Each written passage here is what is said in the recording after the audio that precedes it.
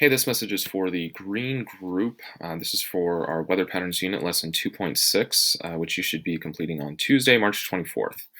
So yesterday you took the critical juncture assessment in 2.5. Today we're going to click on 2.6. And if you click on the warm-up, you should have been assigned a color. And again, this is for the green group based on your critical juncture. So let's click on green here.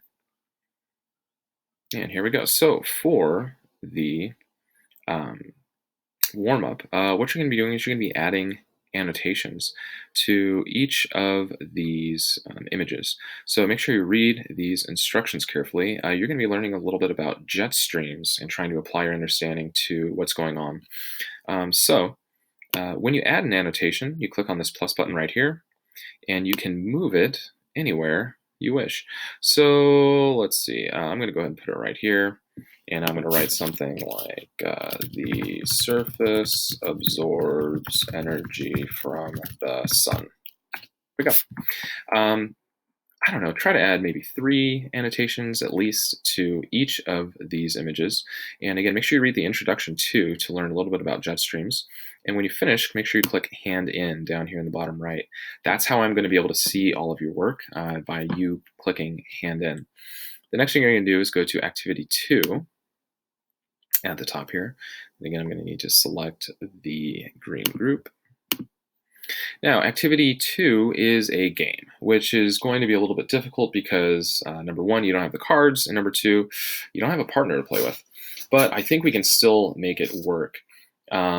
So I did attach all of the game cards to your assignment.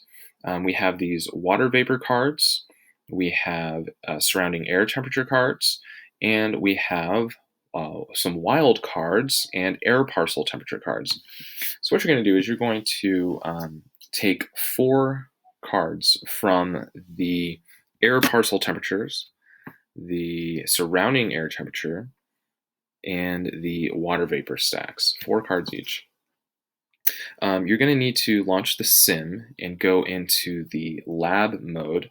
And what you're trying to do is you are trying to basically create the highest amount of rainfall possible based on the cards you have.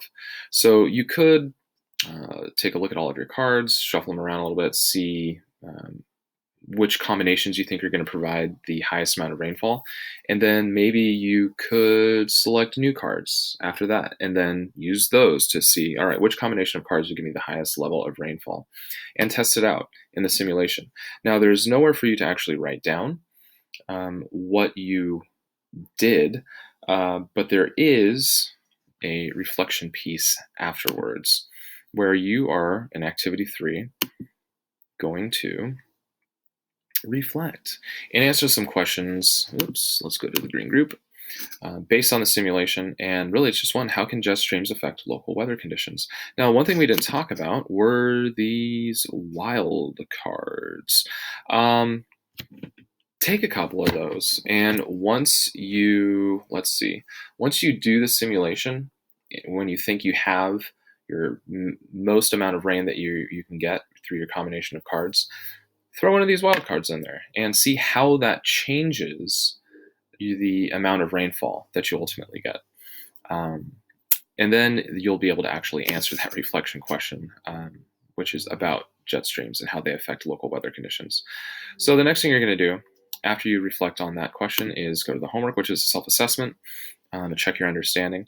And you are going to go through and click whether or not you understand each of these statements. Read the statements and click whether or not you understand. Now, whether you click yes or not yet, you need to have something written down here. Even if you don't understand the concept that's there, just tell me anything you understand about anything in that phrase. Now, if you do click not yet, maybe go back into the lesson really quick and see, hey, can I remind myself what this is about? If you find yourself clicking on not yet a lot, then definitely reach out. Use that Google form that I put in our class materials page to ask any specific questions that you have.